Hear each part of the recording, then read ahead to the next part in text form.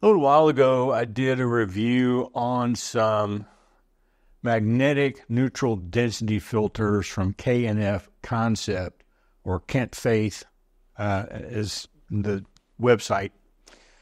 And they have some really interesting items there that are less expensive maybe than other sites that you might go to. So if you're looking to save money or looking to get things a little cheaper, then K&F Concept is a good place to start. And they reached out to me again a couple of weeks ago and asked me if I would be willing to do another review.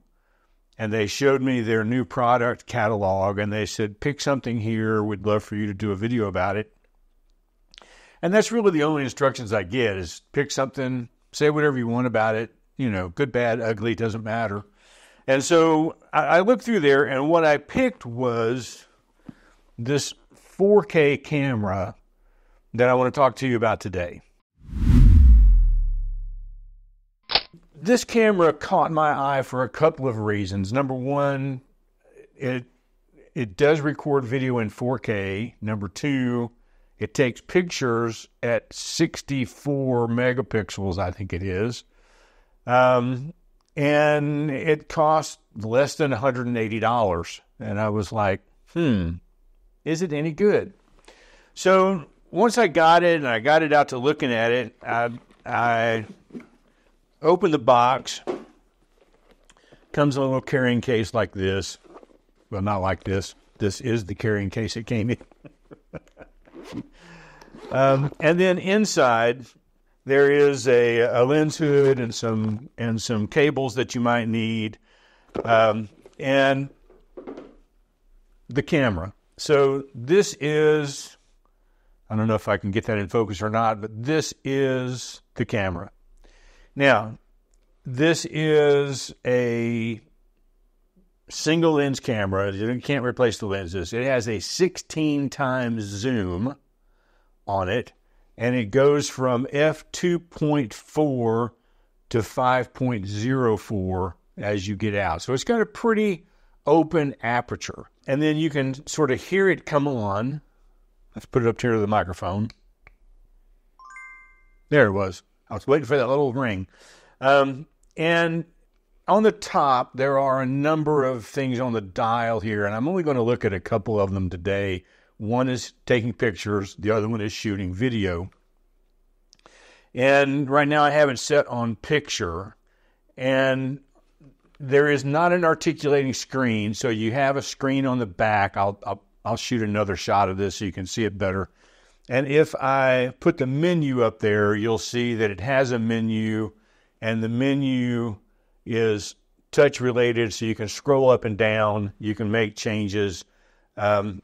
And it starts off at 64 megapixels, but you can change that to 48 or to 56, 48, 30, 24, 20, 12, 8, 5, and even 3, depending on how you want to take your pictures. It does save in, we're here, image quality. It saves in JPEG, so there's no RAW files, JPEG only. There's super high quality, and standard. So the images that I shot were shot in super high quality at 64 megapixels. Now, the difficult thing about this particular camera is you cannot adjust the aperture. The aperture is set by wherever the lens is at. So if you have the lens put in all the way, you're at 2. Or what I tell you it was 2.4. You are at 2.4. That's even outside. You can't go up to 8, or you can't go to 11, or like you would with a normal camera. What you can do, however, from what I've seen, it sort of operates like my iPhone in that internally it's making some adjustments to compensate for the light. The only time that I had an overexposed picture, I had the ISO set on auto. And I'll show you that picture here. Now, I'm not editing these pictures. These are straight out of the camera. And so then I set the ISO to 100 and shot the same thing, and I got this picture. And so then I just kind of walked around a little bit, took a few shots. I was at the Arboretum here in Chattanooga, and I'll put these shots up as I'm talking. So it did a fairly decent job. I will tell you that if you keep your ISO at 100, it can cause the shutter to be slower. There is a setting on here to do multiple shots. Don't recommend it. I think it was like 3 in a second. Might have been more than a second. It's really, really slow. It has, when you put and again, I'll put a video here over this, but when you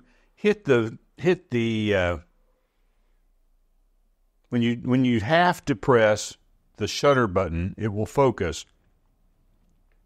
But it's a wide focus across the entire screen. So again, it's focusing a lot like my iPhone does. You can't focus in on a particular small object.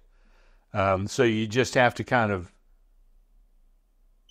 So I'm going to do this again. I'm going to tell you when I push the button down, you can hear how long it takes to focus. So let me reset the focus somewhere else. So if I push the button down now, that's how long it takes to focus. So it's very slow in that regard. Okay. And overall, I mean, the picture quality is okay, but I'm not impressed. I'm just going to be honest. I'm not impressed. The other thing about this camera is it does shoot video in 4K. So I shot some video, but again, the downside to this camera is there is no internal stabilization. So just shooting a video clip looks like this.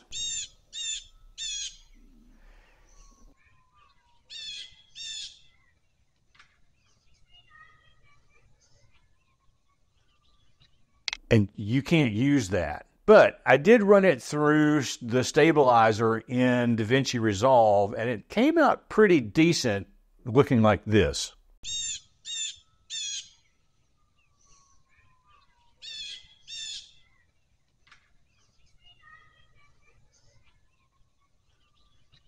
So I think you can make it usable, but the video quality is going to be best if it's on a tripod. The easiest to be best anyway is on a tripod. And again, you cannot control the aperture. So when you're videoing outside, then again, it's making internal corrections for that to get the light fairly decent, because I'll show you this clip that I just showed you. I have another clip where I put on a variable ND filter, set it 2. And I'll put that video up here now.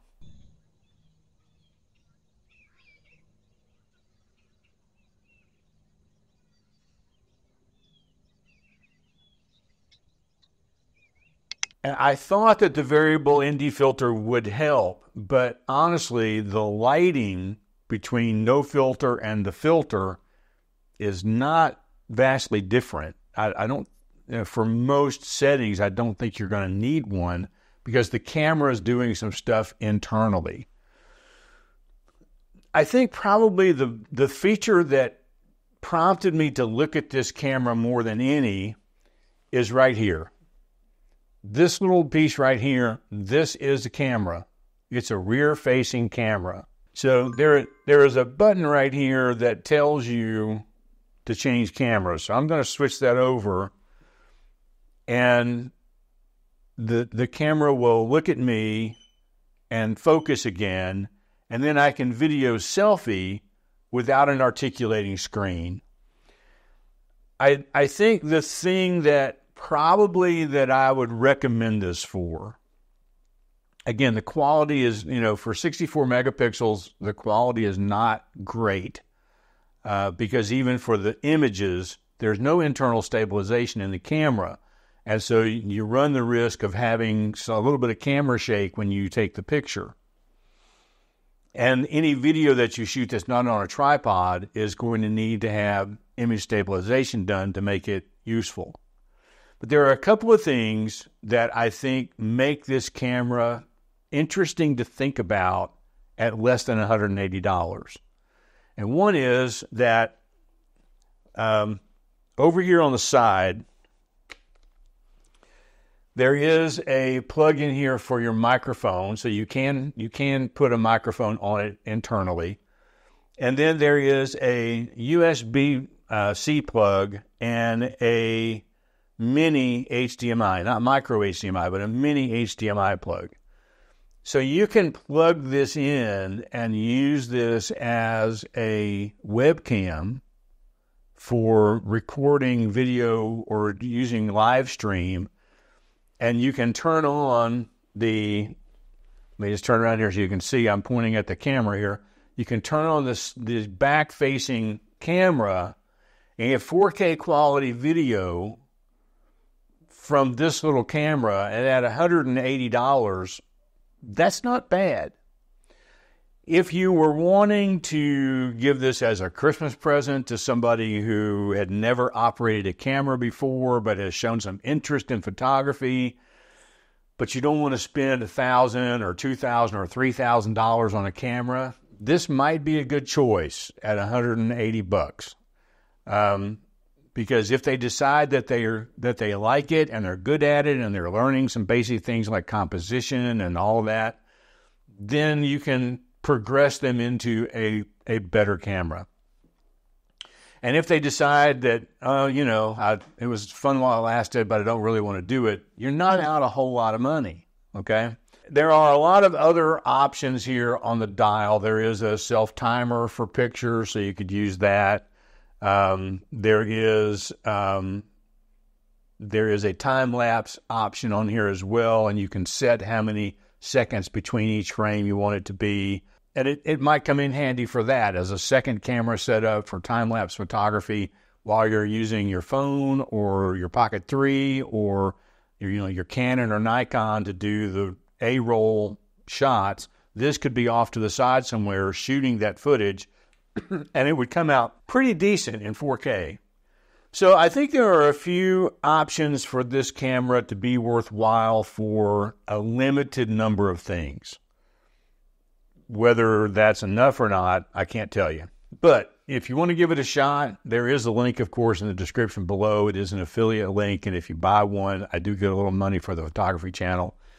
And if you don't buy one, that's okay too. I'm glad you watched the video. So let me know if you have any specific comments about things that I didn't talk about in this video. Let me know in the comments below, and I will try my best to answer them, and we will see you next time.